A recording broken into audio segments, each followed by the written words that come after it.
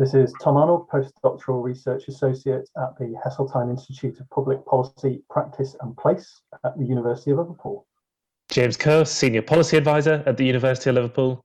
And Sabina Frediani, the University of Liverpool's Director of Communications and Public Affairs, and you're listening to the Academy's Developing Practice podcast.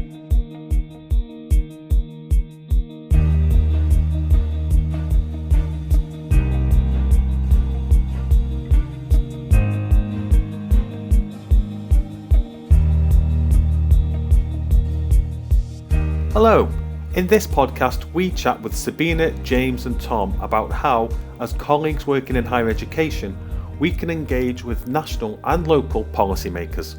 We hope you enjoy. Sabina, James and Tom, we're really pleased to be speaking to you today as part of this Making an Impact special series. We're delighted to be chatting about how we as colleagues working in HE can engage with policymakers.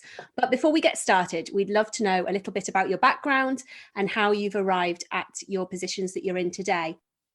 Yeah, thank you very much, Alex, and thanks for inviting me to talk today. It's a real pleasure to do it.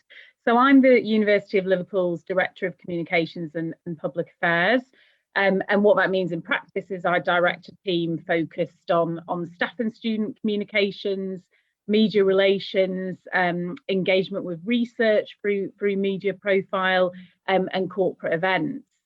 I've been working at the university since 2018, but prior to that, my background is mainly outside HE. I spent 20 years working as a communications professional in the campaigning and charity sector. So my interest in policy work comes from that, really. I was director of campaigns at the human rights organisation Liberty from 2007 to 2014. So I ran a lot of really interesting campaigns around topical human rights and civil liberties issues, and engaged with central government, lobbied government to amend legislation, to incorporate human rights concerns. I've worked on disability rights, on counter-terrorism, and I've written and spoken on issues including women's rights, asylum and refugee rights, and personal privacy. So that's really what brings me here and my interest in policy. The final thing I'll say by way of background is I'm also, I work alongside James on the university's Equality and Human Rights Commission working group, which is a really important part of our work to make the university more inclusive and equitable institution for all our staff and students. Wonderful. And what is it with that background that specifically drew you into HE?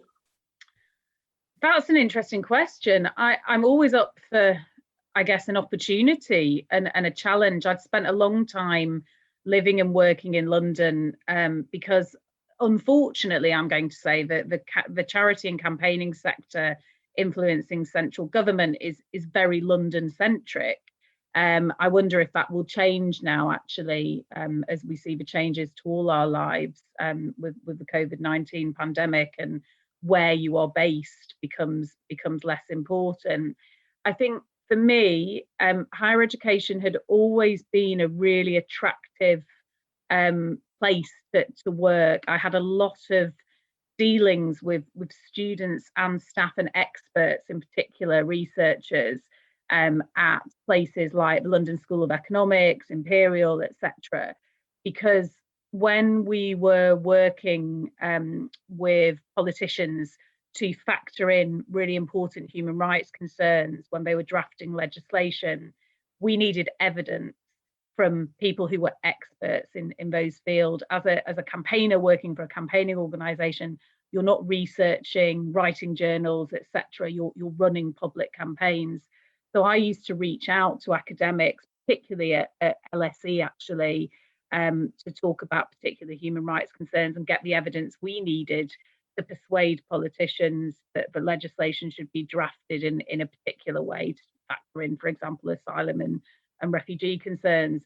So I started to just really respect the tremendously difficult and important work that academics were doing to gather research and make sure they were publishing really important arguments and evidence.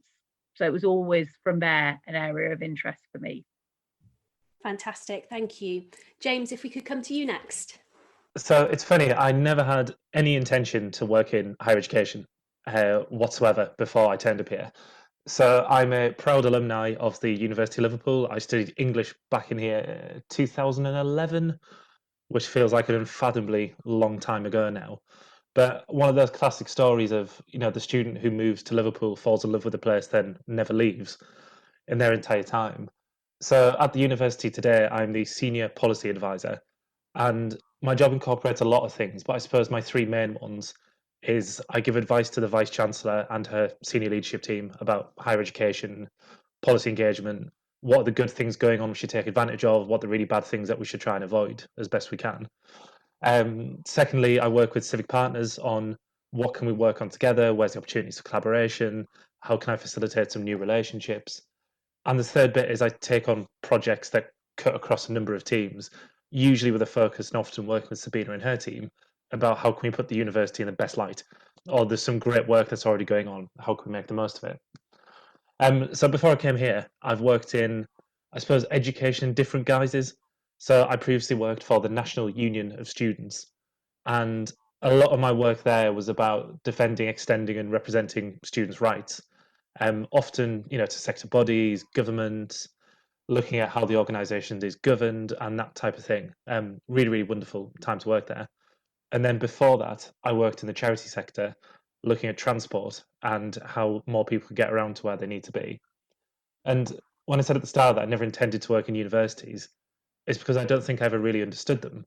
Like from the outside, I imagined, it's hard to imagine what does someone do in a university if you're not a researcher or you're not an academic or you're not a teacher. Even though I came here, I couldn't picture it. But when the job came up of getting to make a difference and using the institutional position and working at this university that I had such a strong affection to, it seemed to fit right in the middle of that Venn diagram of really worthwhile and a great job, and put the two things together. Brilliant. And do you feel that you do make a difference? Like, can you see that in a tangible way? I don't know if that's for me to judge, Alex. But yes, of course I do. And I suppose, the things that I really enjoy and the things that I'm most proud of is work like the Equality and Human Rights Commission around racial harassment in higher education and how can we be a more equal institution and our race equality work more generally. Or the work we're doing in the city on R&D collaborations that bring jobs and tangibly make people's lives better. Or, just some of the day-to-day stuff around education quality, or how do we make things better for our students? Like, I think the thing I really enjoy about my job is that it often feels quite big picture, but you have the little moments where you think, oh no, actually I've done something that's brilliant, or I've done something that's worthwhile, or I've helped a researcher communicate their excellent work in a different way. And it feels, it's a wonderful feeling. I was going to say, James, I think that's a really important point about not understanding universities. I think I was the same, for those of us who've been to university, not understanding the impact, I think, is quite a common thing.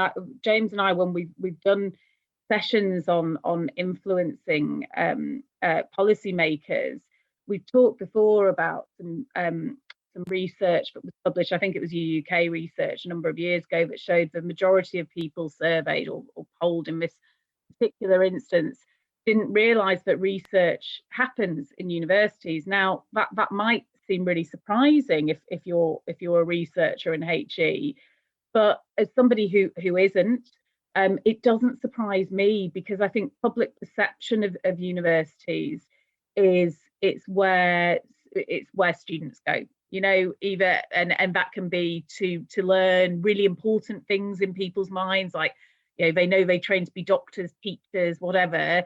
And then there's negative perceptions around university. Oh, it costs a lot of money to go, and what are they all really doing? They're just all sat around, navel gazing. And they're the sorts of really negative things that we try and challenge by demonstrating what the impact of universities and what the impact of the people working in them is on society. And that's where that crucial link between evidence-based policy making comes in, as well as James has said, the demonstration of impact on local communities that universities make. That's a real area of interest, I think, that for both of us, that's so important. just on that, Sabina, and sorry, Alex, I will let you introduce Tom in a second. But, it's really interesting that when after I'm doing work, I think about how someone like my dad might perceive it. So my dad didn't go to university himself, but both of his kids did. But he's still quite skeptical about them. And it's really funny that even though he can look and say, look, university has tangibly changed my children's lives, I'm still not certain about it. And the reason is that his perceptions of universities is informed by things like the young ones or fresh meat or, sort of soccer AM when that was always had a section about students. And like the way that he thinks about it is, I'm sure it does something generically good and it was nice for my kids, but there's lots of stuff going on there culturally I don't think about. So, whenever we try and make these arguments, the thing I've always got in the back of my mind is the people we normally talk to have been to university or understand universities or generally think they're good. But if I was trying to frame something for my dad, how would I win him over? And I think that sort of bit of, that reflection is very difficult, but I think a real skill if we could crack it. Brilliant, thank you. So Tom, let's bring you in here, and it would be great to hear a bit about your background and your role as well. Thanks, Alex. Yeah, and thank you very much for having me on. So I'm a research associate at the Heseltine Institute for Public Policy Practice and Place. We're a relatively small institute within the university, and we sit across the university and all the departments really, and try to bring the impact that researchers are doing within the university to a wider environment, and also do research ourselves within the institute. I've been here about a year. I started on the day that the university closed due to the pandemic last year, so I've had one day in the office since then. Prior to that, I did my PhD at the University of Manchester in the planning department there. Before that, I had almost a decade in public affairs.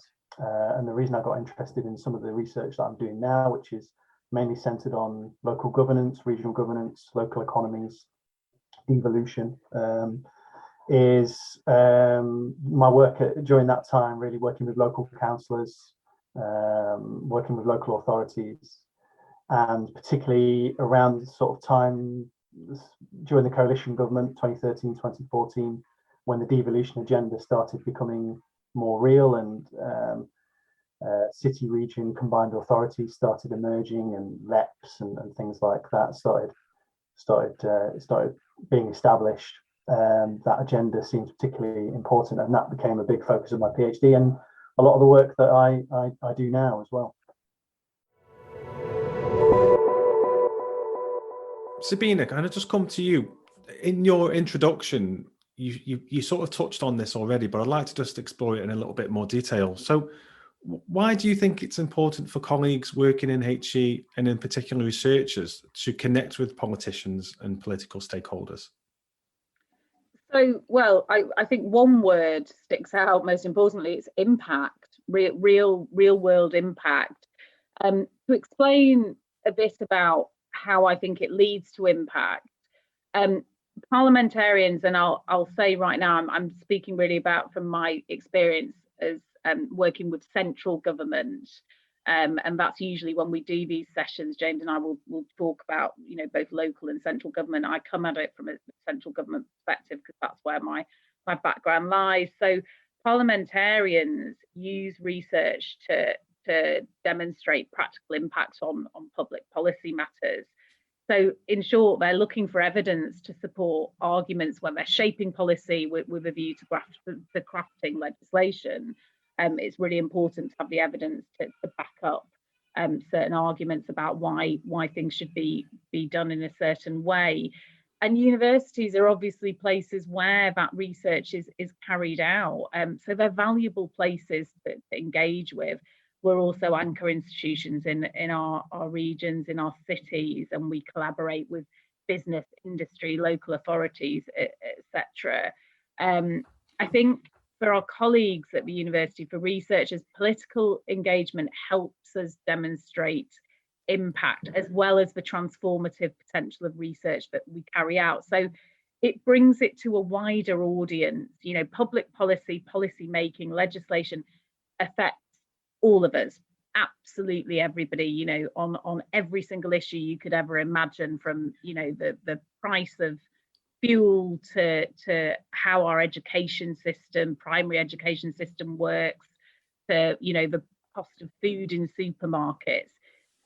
So this kind of work and influencing this kind of work gives the university and our researchers a voice on topical issues. There are also lots of sector issues that are of interest to all of us as individuals working in HE. So I would say it's about impact, it's about influence, and it's about the potential for your research to make a difference. As James just said, it's about reaching out to as wide an audience as possible, and the work that you are doing having real potential to make an impact on people's lives. I mean, just on that, when Sabina, you talk about impact, I think it's really interesting when you think about why do academics become academics, and ultimately people do it because they want to change things. So you might think about the spectrum. Over here, you might say, well, become an academic because I want to change the sum total of human knowledge. Or you've got it over here where I say, well, become an academic because I want to change the world, because I want to know about stuff and I want to change people's minds, I want to influence them.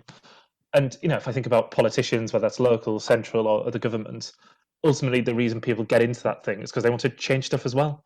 So even on a practical view, if I think my best version of changing the world or making things better is by being an academic, then I'd want to seek out the people who also think like that for me.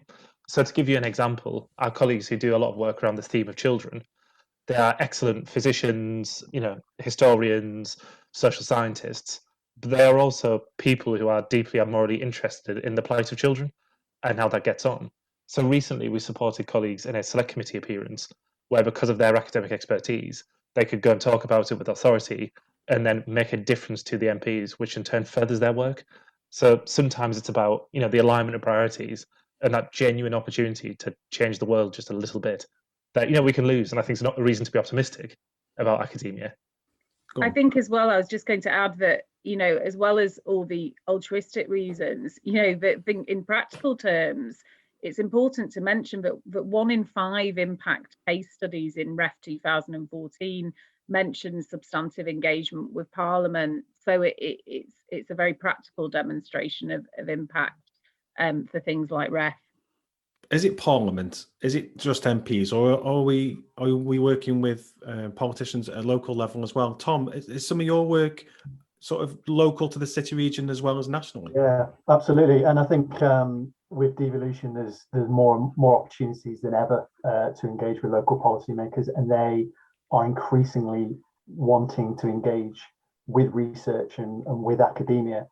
I think one of the drivers for that is purely capacity within local government. Local councils tend to have quite small research and evidence teams, if they have any at all, and particularly with the relatively new combined authorities. So we've only had a mayor in Liverpool City region since 2017, just coming up to the second election. We've only had a combined authority since 2014. So these are relatively new institutions. And so they're still building their evidence capacity, they're still building their research capacity, and they need help. And there's a lot of work going on within universities that can help local governance. So we found this working on our policy brief series for the last year. We've had the COVID-19 policy briefs. We'll be publishing our 40th in that series so far. On a whole range of topics, and they've been really well received within the Liverpool City region combined authority and within the local authorities within the Liverpool City region, within places like the Mayor's office and within community organisations as well. And they've covered a whole host of topics, everything from cycling and walking provision during the COVID age, to the impact on care homes and social care, the impact on local football, and things like housing as well. So there's a real appetite there amongst local government and other local organisations to find out what's going on within the university and find out what research is out there and try to bring it to help them in their roles. I don't know what you think about this, Tom, but I often, think one of the functions that our researchers play is that they shortcut some things for elected officials and our partners on what's viable. So, nobody turns up as a politician promising tiny, tiny things because they'll never get elected. Nobody walks in and says, I'm going to fix 10% of the potholes. They say, I'm going to repair the roads. So as academics, often the job is saying, well, you could do this, but it'll cost X, or, this could be made more viable. And I mean, Tom, especially someone like the Heseltine, is almost like that filtering mechanism that turns the ambition to a reality. It also works the other way as well. And I think you're absolutely right. What you said earlier about academics going into the sector because they want to make a change. And sometimes the ideas are pushing an agenda in a certain way, and they're almost stretching things perhaps where they might end up, but it's ideas, it's creativity that in a lot of cases, local authorities are hugely stretched financially and in terms of resource. Particularly over the last year, it's been firefighting really for a lot of these policymakers. So new ideas are welcome. Not all of them will be implemented as the researchers may think of them, may conceive of them initially, but that creativity, I think, is really welcome. I find it interesting as well that in the past few years we've lived in such an age of anti-expert rhetoric, and that has become a popular thing, particularly from a central government perspective, from a media perspective. There's a lot of anti-expert feeling, and yet I see no evidence for experts going out of fashion in terms of policy making, advising local and central government policymakers, because in short, they need experts. They can't craft legislation, local policy, and make things happen and make things work with credibility without experts and evidence and arguments to inform that. So a bit like when part of my job is media relations, and we work with our researchers to demonstrate their work via TV, radio, etc. If somebody's nervous when they're doing that, which is quite common and completely understandable, if they're nervous about doing an interview, I always say to them, remember that you're the expert. You know more than the journalist. They want you to answer their questions. They can't give you a difficult question. They might try and phrase it in a difficult way, but you are the expert. You know more about your topic than they do. Never forget that in terms of confidence. And the same goes for any kind of academic engagement with policymakers. They're looking to academics because they're the experts. And thinking about the academics and how they're engaging with policymakers, Sabina, are we talking about a specific discipline here, or are we talking about a range of different disciplines across the institution? I don't think we're talking about particular disciplines at all. As Tom said, there are just so many different areas that influence local and central government policy.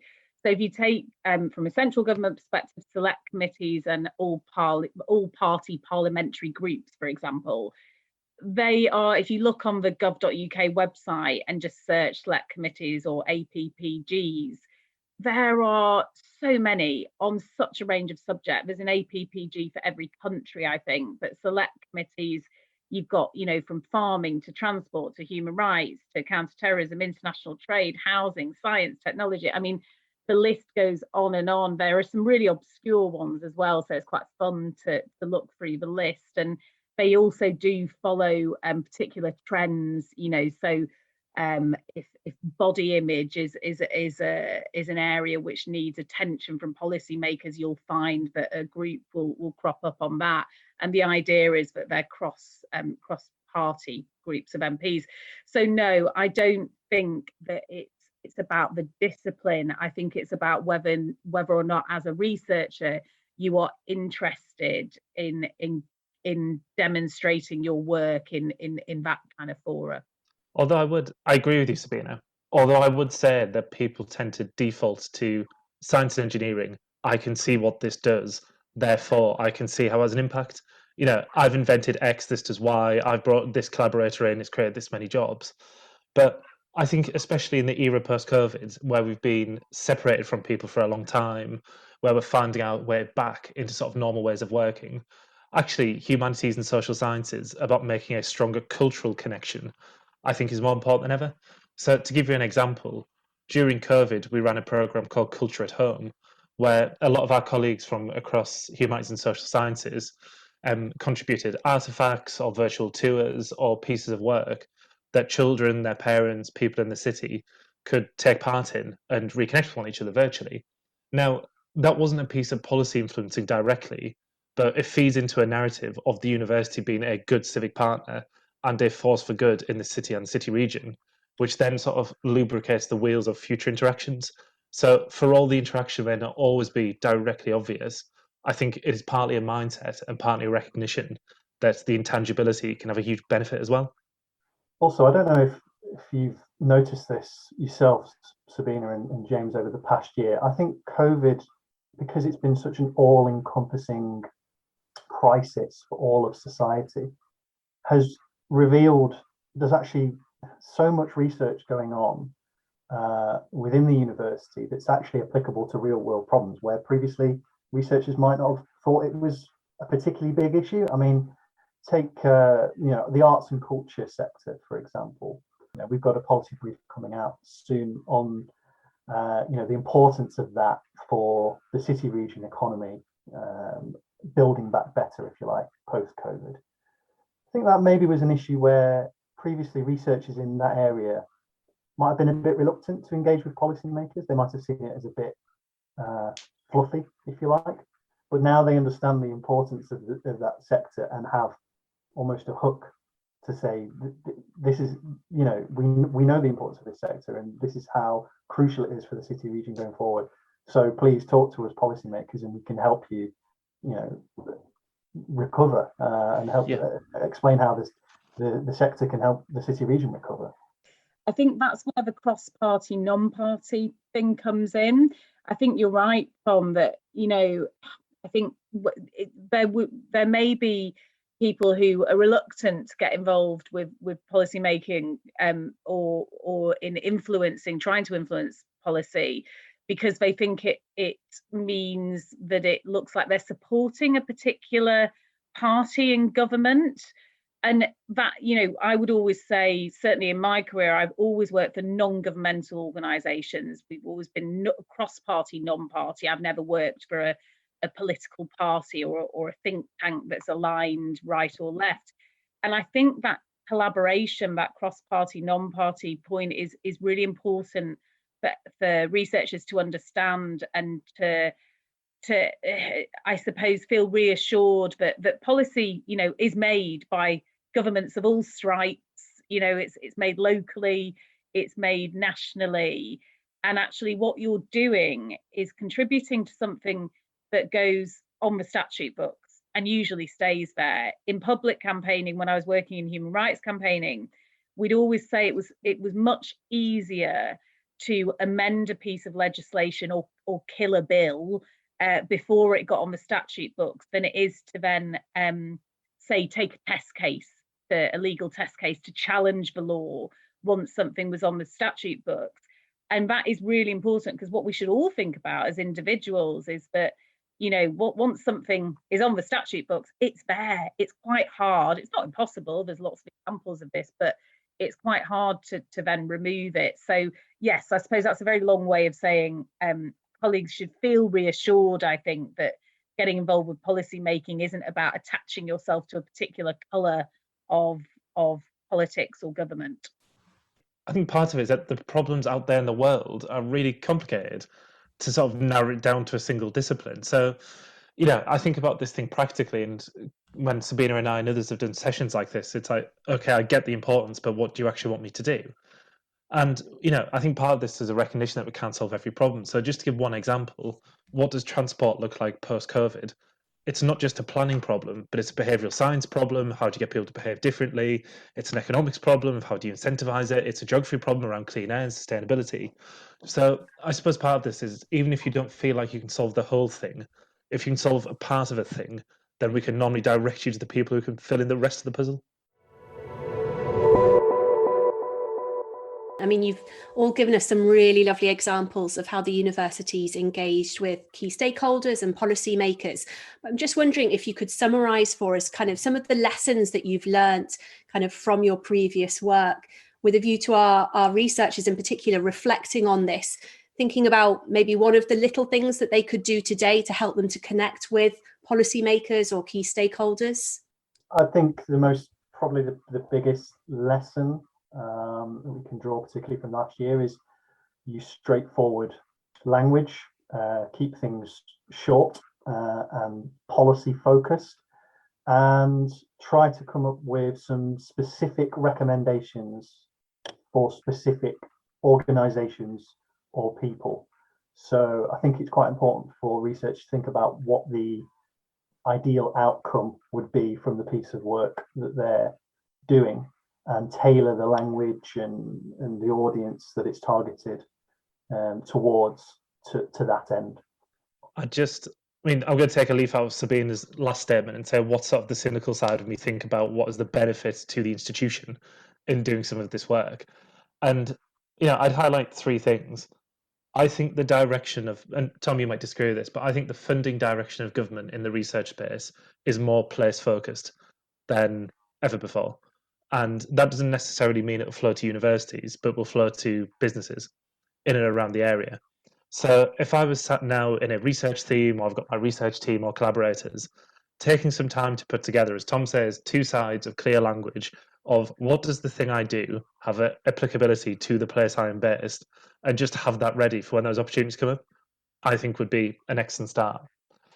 I think the second, and I think it's aligned to Tom, is that not presuming knowledge is really, really important in this. So quite often we would agree on the problems we want to solve, but we've got, our academics will have 10, 20, 30 years of working on a very specific part of the field. So taking time to work through the issue and not jumping to conclusions.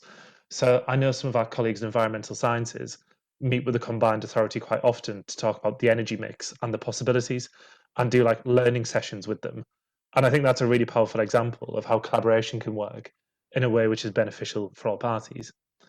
And then I suppose the final one, I'm sure Sabina will pick this up, but seeking out internal expertise. So colleagues in communications, myself, the Heseltine, are always happy to help and broker relationships where we can, help with the articulation of work, and make connections where they might not always be obvious, because we tend to see quite a few different groups of people across the piece. Yeah, I mean, just to echo, I can't echo strongly enough those points about clear language and not assuming knowledge. You're speaking to a lay audience, and think about the amount of times that ministers get shuffled, for example. They're not experts in their area. So clear language, simple points.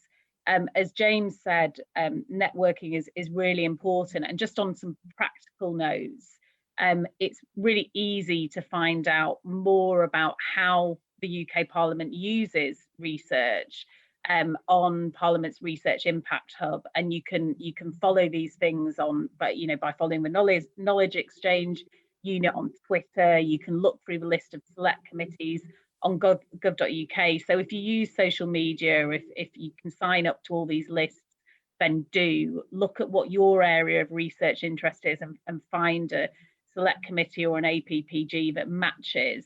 And on the networking point, as James just said, email them, call up the clerk. Committee clerks will want to hear from you. If you are an academic expert in their area, say, let's take transport for an example, they will be keen if you say, I'm so-and-so from the University of Liverpool, this is my academic area, making myself available if you've got any particular inquiries, etc., that you're doing. Reach out to those people and make a proactive approach, because they will be glad to hear from you. It's great that we're talking a little bit about the challenges of sort of getting your work out there and reaching the right people.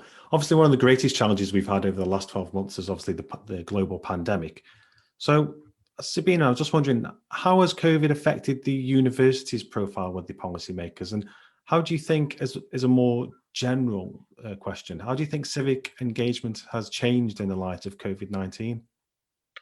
Well, I think there's absolutely no doubt that our researchers are playing a really critical role in local, national and global efforts to combat the pandemic. And as James said, that there are so many different areas, in addition to to science, behavioural science, how we all live our lives, and then the practical problems that the pandemic has raised, all areas that I think span a range of research that our university does. But in really practical terms, locally and nationally, most recently, our researchers have supported the Liverpool City Council Smart COVID-19 rapid antigen testing programme, and that's generated evidence to support national and indeed international public health policy. And that, I think, is just such a brilliant example of partnership and excellence in public health innovation. But in addition to the testing programme, you may have read in recent weeks that our researchers are set to help inform how venues from major sporting stadiums to comedy clubs, wedding, live music spaces, etc., could operate this summer. So the government's events research programme will be used to provide key scientific data into how events for a range of audiences could be permitted to reopen as part of the Step 4 roadmap out of lockdown. So the university's leading the independent evaluation of these public health measures to secure the city's events. So I think, our researchers' involvement in the response to the pandemic and our close work with the City Council has just been absolutely a tremendous example of partnership working and demonstrates our impact. I think that's totally right, Sabina. And I've started writing a book on this topic about what do universities look like after COVID. And obviously I'll plug that at the end of the podcast. And one of the things that I've been talking to colleagues in the secretaries is about what have universities done in COVID that we'd want to do in the future, and how could things look differently. And everyone's reflected to me that it really feels like universities have listened to their local communities and local policymakers. And I think about some of the stuff that we've done, like turning over the car park for nurses in the NHS. Now, that was it's not straightforward for us to do, but it seemed like the obvious thing to do given where the campus was. But I've never seen us do anything so popular across social media or the news. And if you think of all the millions of pounds worth of research we do, of everything that we do, that is utterly life-changing, giving over some car parking space was, generates so much goodwill. I think about the work that our colleagues in engineering and computer science did about printing PPE using 3D printers right at the start of the pandemic. And what good news that was, and how unbelievable change it made. So I suppose one of the things I'm really interested in is when we could hear our communities really loudly at a time when they were desperate for support and assistance wherever we could, how do we take that listening from right across the institution and make change in the place we're based? I think it's a really interesting challenge, and I think worth us reflecting on. I think reflecting on your dad's thought about universities, James, I mean, my dad has absolutely no idea what I do, and probably never has, to be honest. But I also think he'd be surprised at how big universities are. I think I probably was when I first came into academia as well. I don't think there's a widespread appreciation of how many people universities employ. The role that they have as anchor institutions within cities, and maybe even more so in some of the smaller towns, across the country as well. Perhaps we don't play that up as much as we should as researchers and academics, and that is going to be an increasingly important part of what universities do over the next decade or so, which I'm sure you will reflect on in your book, James, which I look forward to reading. It's really good. We're on a book podcast. James, I was just going to say, before you give a plug for your book, I have to mention my dad now, because you've both mentioned your dads. So I was just going to add, my dad's Italian, as my name might suggest. And he left school at 14. He's got a fish and chip shop in Preston, or he did. They very recently retired. But it made me think about the contribution that universities bring. So the university in Preston, it's a small industrial town. My dad, often talks about, well, not only is he really proud of higher education, all his kids have gone to university, he never did.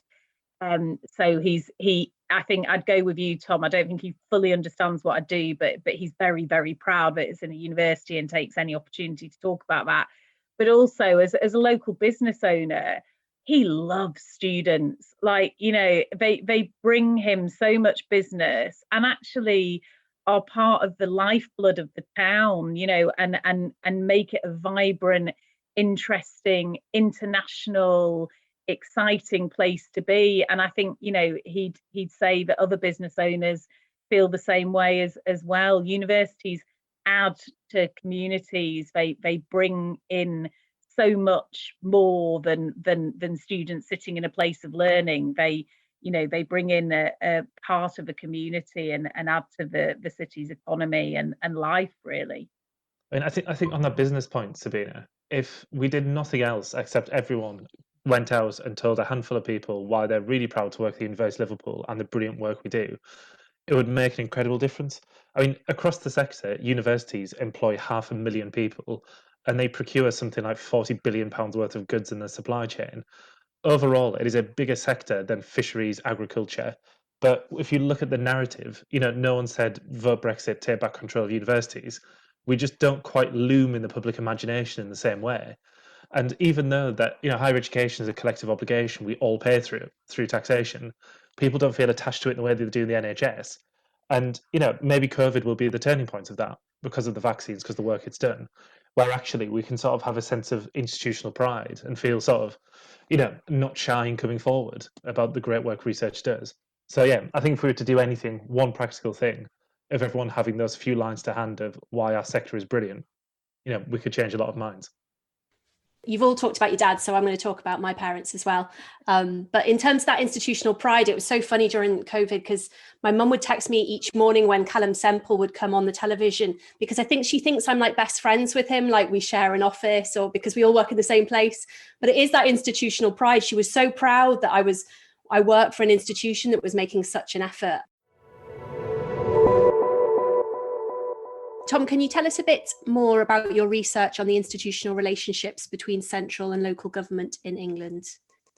We've submitted a couple of responses to parliamentary inquiries in the last few months, including all-party parliamentary group inquiry into levelling up Devo. Levelling up, of course, a phrase that a lot of listeners will have heard a lot of in the last year or so.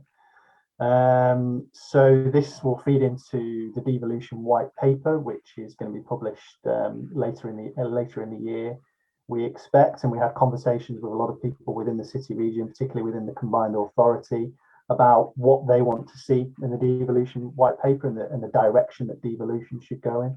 And we collated that into a response, and that's been really well received, and it was in the summary report.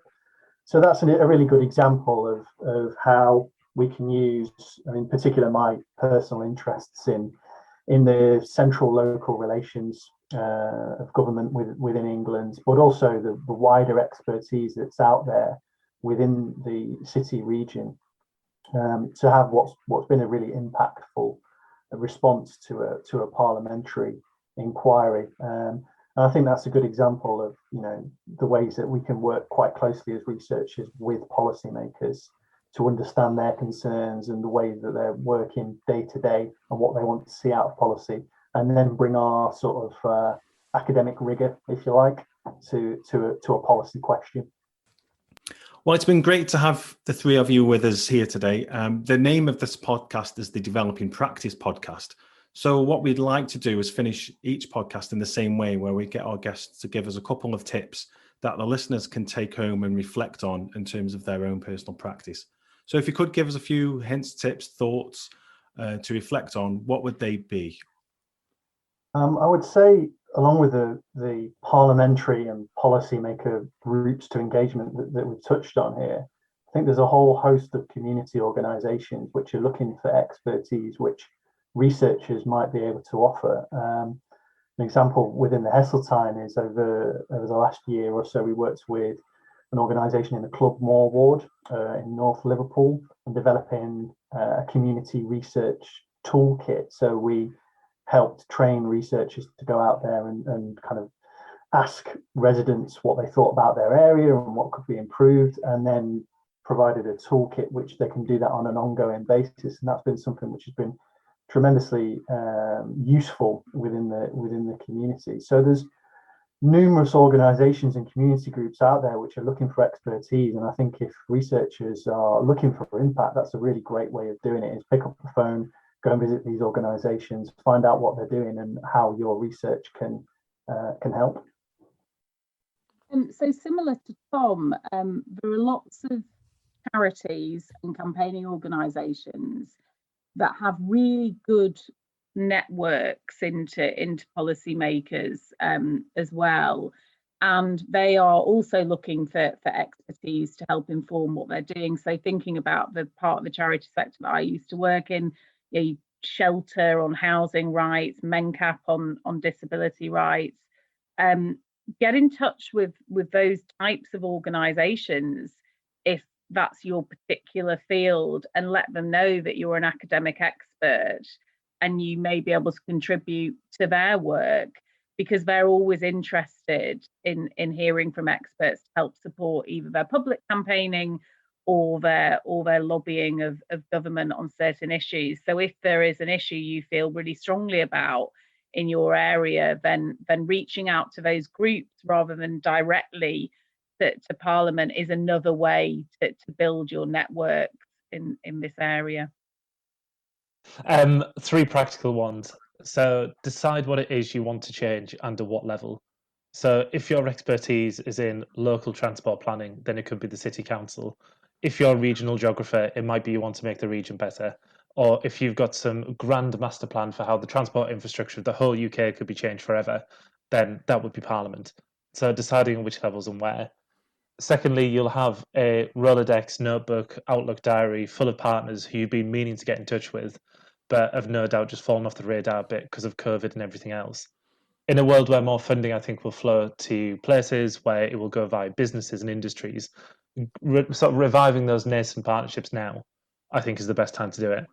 And finally, as I said earlier, get those couple of slides ready, which articulates in straightforward, pithy language, here's what I do, here's why it's brilliant, and here's why it's good for the places I'm based and policymakers. And I think if you do those 3 things, you won't go far wrong on this agenda. Brilliant. Thanks for your time today, guys. Thanks. Thank you very much. Pleasure.